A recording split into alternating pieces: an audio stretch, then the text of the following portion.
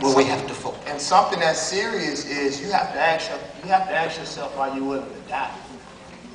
And I say that, and I'm gonna be honest. This is something I'm very serious about, and I tell my sister this all the time.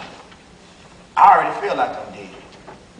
I had a black history teacher at the University of Maryland. People don't know I was a semester in DC away from my master's degree, where I had a 3.9987. I was in the top 5 of my class. All right. From Mississippi,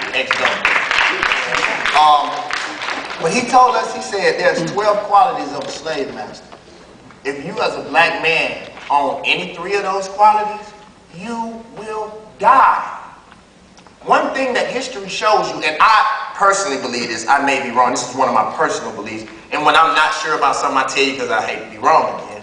I only think there was one successful revolutionary, and she happened to be a woman. It's Harriet Tubman. She lived to be old. And the reason why, because if you crossed her, she'd kill your ass.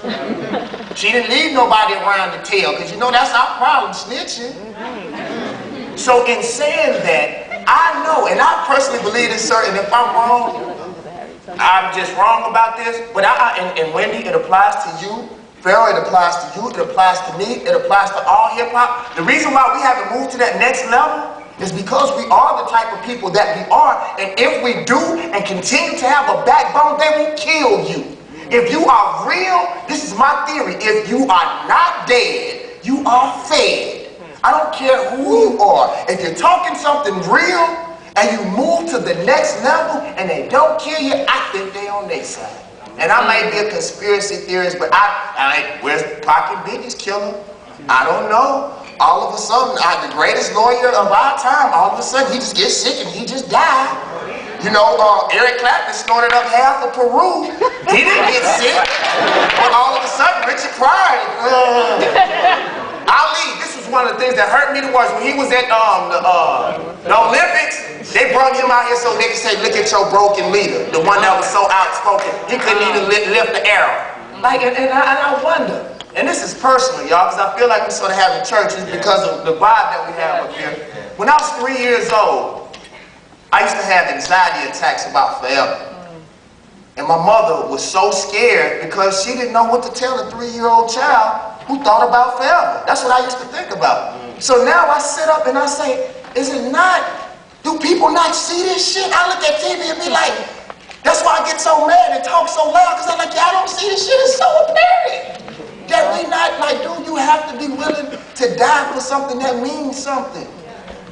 Dude, like, and that's what scares me, dude. Like, I know and I feel in my heart, I tell them all the time. I ask everybody that's around me, y'all ready to die?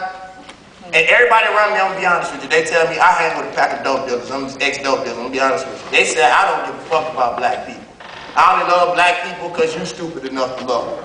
And we follow you, we don't follow them. And I'm just being honest. But as time evolves, they come up to me and say, Ghana, I see it now. Like my little cousin, he tells me like, dog, I didn't even believe in that. You know, but it's an evolution and things happen. Y'all good, my brother? How you doing, my brother? All right. Nice to meet you. Nice to meet you. This nigga just gonna fuck shit up. All right, how y'all doing? Nah, you losing the point. I know, right? $4,000 question. Yeah, go ahead. Which is, what is it that we're willing to die for, to take a bullet for? And when we look at the history of black people in America, it is precisely those people who loved black people enough, who were willing to die for black people, who we remember. It's not the ones with the most money. It's not the ones who live in the biggest house. It's Harriet Tubman. It's Marcus Garvey. It's Martin King. It's Fannie Lou Hamer. It's Malcolm X. And there's people in our neighborhoods who the world doesn't know, but we'll never forget because they were willing to die. But the question is, dying for what? There's no doubt that the powers that be are serious. So you think of all this creativity the young folk had. If it was channeled in a political way, the powers that be would be shaking. Precisely because they go to so much effort to keep things so pacified.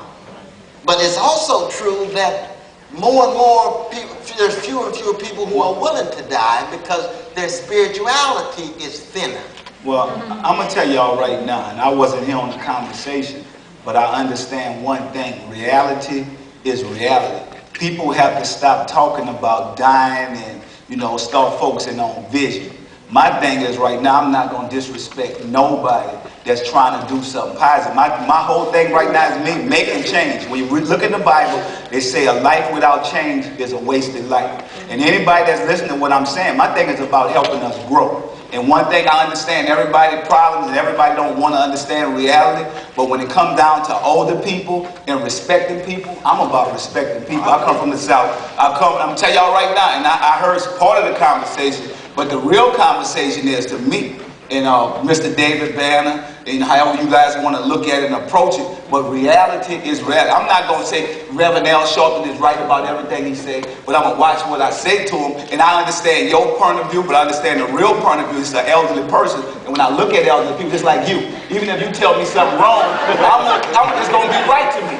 If you tell me something wrong, I'm going to take it back and say, but what I think we can look at in reality is how are we going to grow and get involved past the music.